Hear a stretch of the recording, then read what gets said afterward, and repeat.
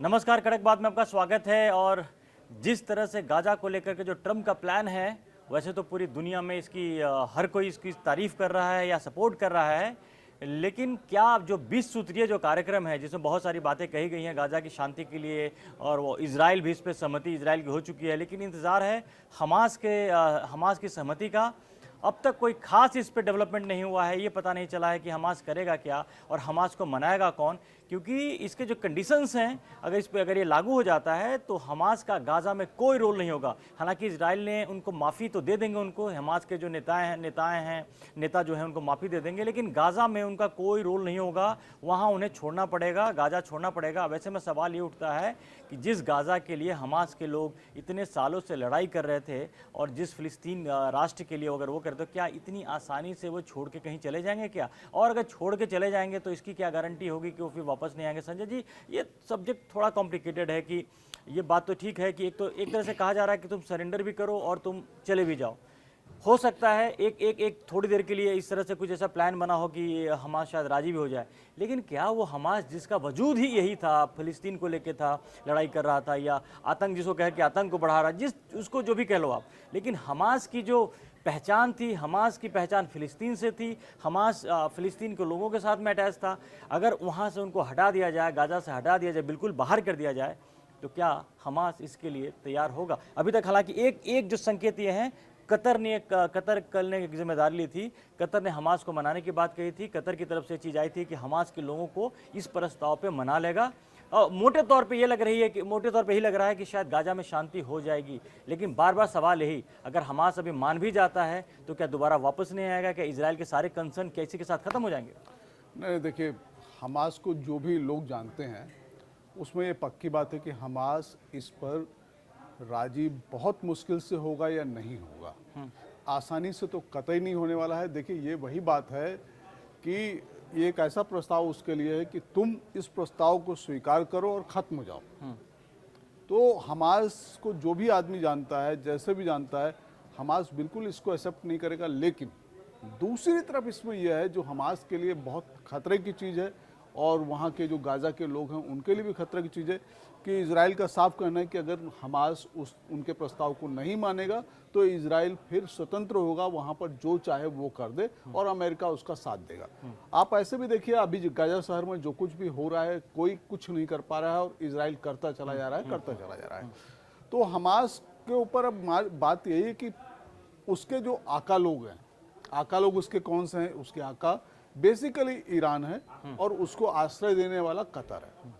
तो क्या ईरान तो खैर उसके ऊपर उसको कभी भी नहीं कहेगा कि तुम सरेंडर करो, लेकिन कतर इजराइल के खिलाफ, हाँ, लेकिन कतर जरूर इस पर पूरे का पूरा प्रेशर डालेगा कि इसको मानना चाहिए, इसको करना चाहिए।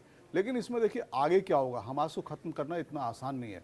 हालांकि इजराइल ने कहा है कि वो माफ़ी देंगे, सब कुछ सब करेंगे, लेकिन हमास के लोग अंडरग्राउंड होंगे, वहीं रहेंगे, फिर अलग तरीके से अपनी पहचान बनाएंगे, नई पार्टी बनाएंगे या परेशानियां पैदा करना शुरू करेंगे। नहीं, इसमें दो एंगल है। एक तो ये कि हमास के पास आज की तारीख में कोई विकल्प नहीं है कि जिस तरह से इजराइल एक्शन ले जा रहा है, हमास को लगता है कि अगर इजराइल ऐसे आगे बढ़ता रहा तो हमास को पूरी तरह खत्म कर देगा, नंबर वन। और नंबर दो, फिलिस्तीन के लोग, जो आम लोग मारे जा रहे हैं, उसकी तरफ से प्रेशर है कि हमास को मानने के लिए, अगर इजराइल का प्रस्ताव नहीं मानता है तो जो बाकी निर्दोष लोग हैं वही मारे जाएंगे। दो तरफा हो गया।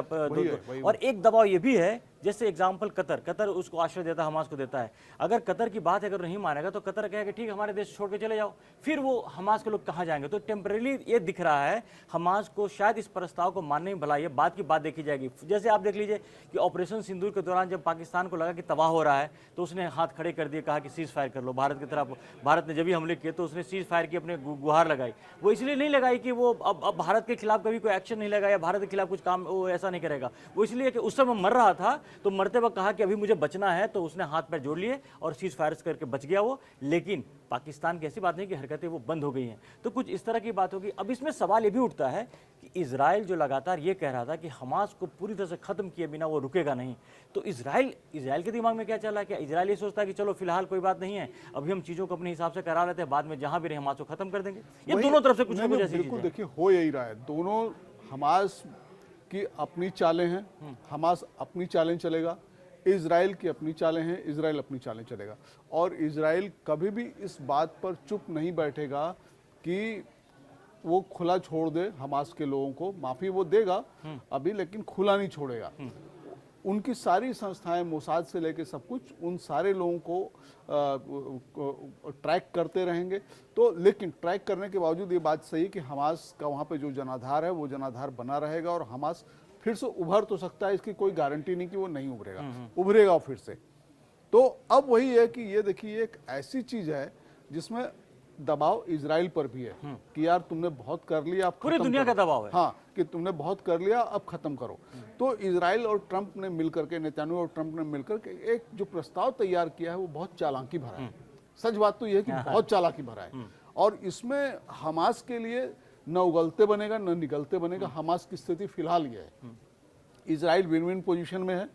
अगर हमास नहीं मानेगा तो इजराइल अपने हिसाब से करेगा, चलेगा, जो जैसे चला दुनिया वो कहने को नहीं रह जाएगी कि इजराइल ये सब कर रहा है। तो हमास फिलहाल ये मुझको लगता है, और अब ये सारी बातें जो हो रही, इसमें मुझको लग रहा है आज कि हम कतर में हमास के मुख्यालय पे जो अटैक हुआ था वो सोचा समझा था, और उसमें कतर भी शामिल था, जिससे कतर आगे ये कह पाए कि भाई अब हम शरण तुमको नहीं दे पाएंगे क्योंकि हमारे ऊपर हमला हो चुका है और हम आगे ये सब चीजें नहीं याद कीजिए, यही कुछ कहा भी था। बेंजामिन नेतन्याहू आज तक कभी कतर के खिलाफ ऐसे नहीं बोले थे, लेकिन उस वक्त बोले थे कि अगर हमास के लोगों को शरण दोगे तो मैं छोड़ूंगा नहीं। और एक तरह से अगर देखा जाए तो सवाल सिर्फ ये नहीं है किसने किस पे अटैक किया।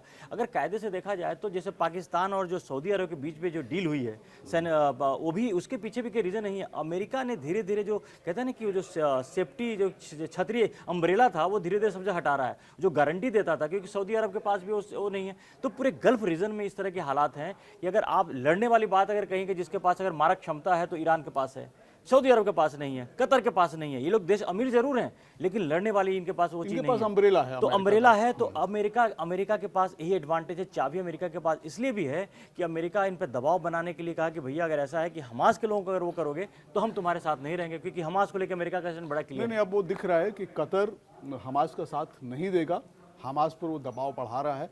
और मुझको लगता है कि हमास के जो नेता, उनके पास फिलहाल कोई चारा नहीं है।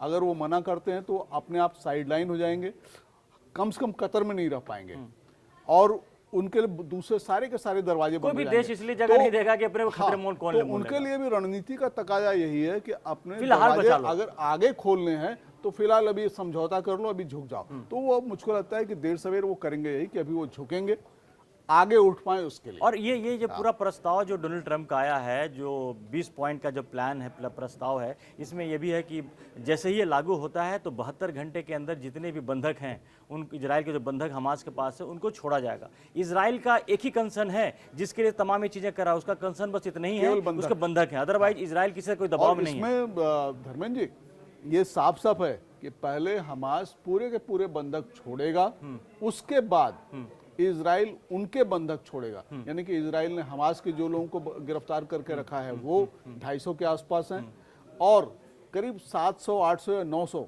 ये तादाद है गाजा के लोगों को जो उसने गिरफ्तार करके रखा है। तो ये पहले हमास को छोड़ना पड़ेगा, उसके बाद ही ये सारी चीजें होंगी। तो अब ये देखिए, आने वाले 2-3 दिन बहुत नाटकीय होने वाले हैं और बड़े घटनाक्रम वाले फिर इसमें भी ये भी कहूंगा कि अगर इस तरह का प्लान तैयार हुआ है, क्योंकि ट्रम्प वैसे भी बहुत बेचैन थे कि किसी भी तरह से कहीं कुछ वो ब्रेक थ्रू आए, और अगर ये ब्रेक थ्रू मिला तो ये आप मानिए कि ट्रम्प की वाहवाह है। वाह है।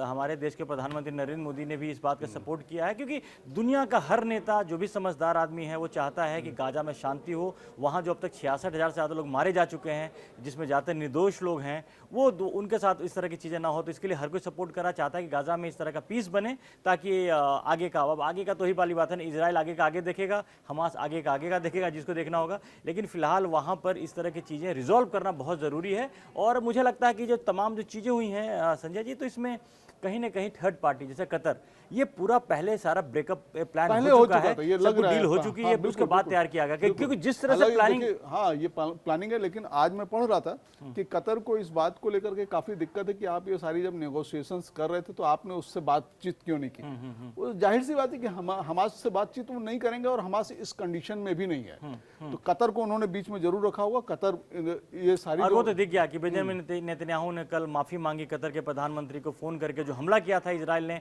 हमास के नेताओं को मारने के लिए कतर के ऊपर, उसको लेकर माफ़ी मांगी थी।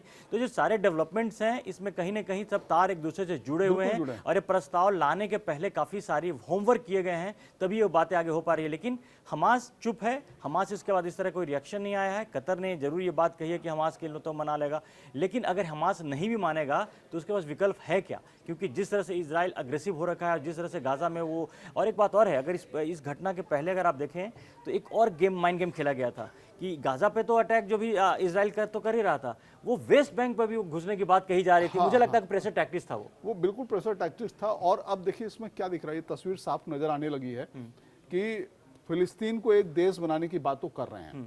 फिलहाल गाजा का जो है, जहां पे गाजा को खाली कराया गया, वहां पे एक अथॉरिटी बन रही है। उस अथॉरिटी की निगरानी, वहां जो कुछ भी होगा वो ट्रम्प करने वाले हैं। पहले इसमें ब्लेयर का नाम आ रहा था और ये साफ साफ दिख रहा है कि वो जो गाजा सर्द जो खाली हुआ है वहां पर तो अब बफर जोन ही रहेगा। बफर जोन ही है। वहां पर कोई इजराइल बहुत सालों से चाहता भी था कि बफर जोन, बिल्कुल, और वहां पे किसी को आने नहीं देंगे वो।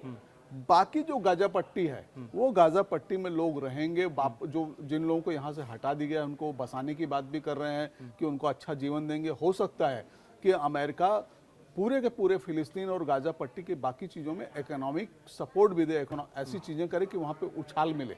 तो वो सारी चीज़ें होंगी जिससे आगे फिलिस्तीन शांत रहे, गाजा शांत रहे। अब सब कुछ हमास पे टिका है। हमास के सामने स्थिति बहुत विकट है। मुझको लगता है कि हमास हाँ करे चाहे ना करे, लेकिन उसको मानना होगा। यही बात है कि हमास के पास विकल्प है नहीं।